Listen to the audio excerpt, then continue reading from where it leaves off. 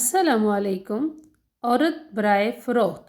वो शक्ल से शरीफ घर की बेटी लग रही थी। मैं पास गया, मेरे करीब होकर बोली, चलोगे साहिब? मैंने पूछा, कितने पैसे लोगी? कहने लगी, आप कितने देंगे? मैंने इसकी नीली सी आंखों में झांक कर देखा। वो बेबस सी थी। मैंने बोला, आओ कार में बैठो। वो डर रही थी। कहने लगी, कितने आदमी हो?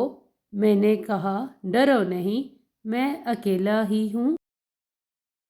वो खामोश बैठी रही। फिर कहने लगी, आप मुझे सिगरेट से अजियत तो नहीं दोगे ना? मैं मुस्कुराया, बिल्कुल भी नहीं। फिर इसने एक लंबी सांस भरी। आप मेरे साथ कोई जुल्म तो नहीं करेंगे ना? आप चाहे मुझे 500 कम दे देना, लेकिन मेरे साथ बुरा ना करना प्लीज़। वो बहुत खूबसूरत थी। मासूमियत इसकी बातों से टपक रही थी। फिर भी खुदा जाने वो क्यों जिस्म बेचने पे मजबूर थी। वो नहीं जानती थी मैं कौन हूँ। मैंने पूछा, खाना खाया है? कहने लगी, नहीं। होटल के सामने कार रुकी। होटल वाला मुझे जानता था। इसने जल्दी से खाना पैक किया, मुझे दिया। मैं कार में बैठ गया।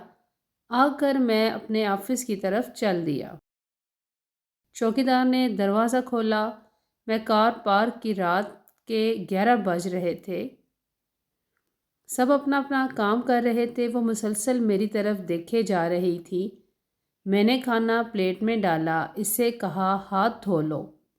वो कहने लगी, मैंने नहीं खाना।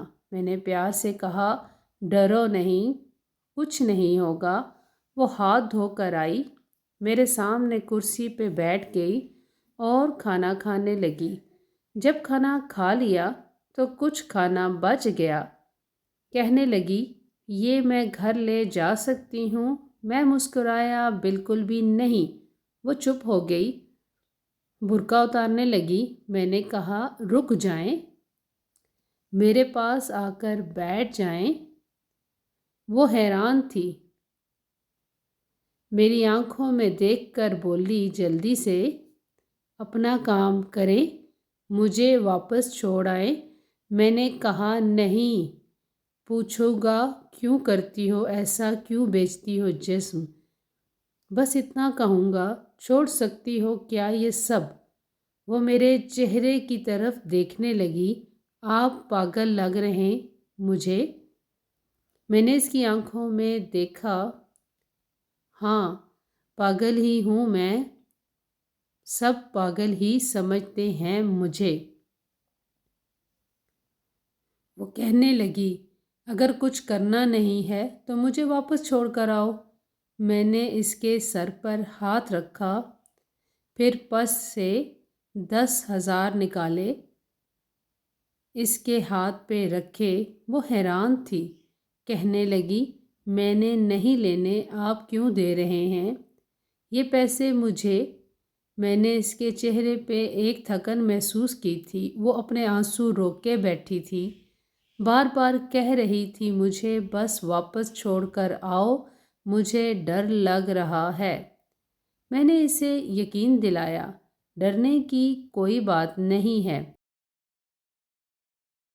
अच्छा बताओ ना, बहुत दर्द दिया ज़िंदगी ने, ये सुनना था। इसकी आंखें नम हो गई थी, जैसे कोई क़यामत गिर गई हो इस पे। मैं समझ चुका था, कोई बहुत बड़ा दर्द लिए घूम रही है। दरवाज़ा खोला, कांपती आवाज़ में बोली, मुझे छोड़कर आओ वापस। मैंने इसे बैठने का कहा, बताया, मेरा नाम है, डरो नहीं, खुद को महफूज समझो।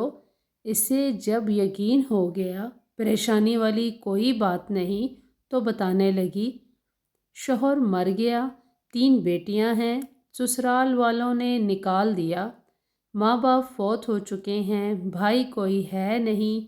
मामू के घर आई, मामू के बेटे ने मेरे साथ ज़्यादती की। मैंने जब मामी को बताया तो सब ने मुझे गलत कहा, मुझे धक्के देकर घर से निकाल दिया। दूर के रिश्तेदार ने एक बुढ़े से मेरी शादी करवाई। इसके भी बच्चे थे। इसके बच्चों ने मुझे बहुत जलील किया। फिर वो शौहर भी फौत हो गया। बेटियों को लिए दर बदर लिए भटकने लगी।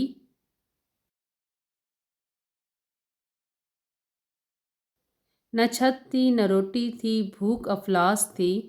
सड़क पे खड़ी थी। एक साहब आए, कहने लगे 1 घंटे के 5,000 दूंगा। न चाहते हुए माँ की ममता हालात की सताई हुई क्या करती आखिर, चल दी। अब हर रोज़ जिस्म बेचती हूँ, किराए का घर लिया है, बेटियों को अकेला छोड़कर आती हूँ। क्या करूँ, बहुत बार सोचा ख़ुदकशी कर लूँ, लेकिन बेटियों को देखकर हिम्मत नहीं होती। वो रो रही थी। मैं ज़माने की बेहिसी महसूस कर रहा था।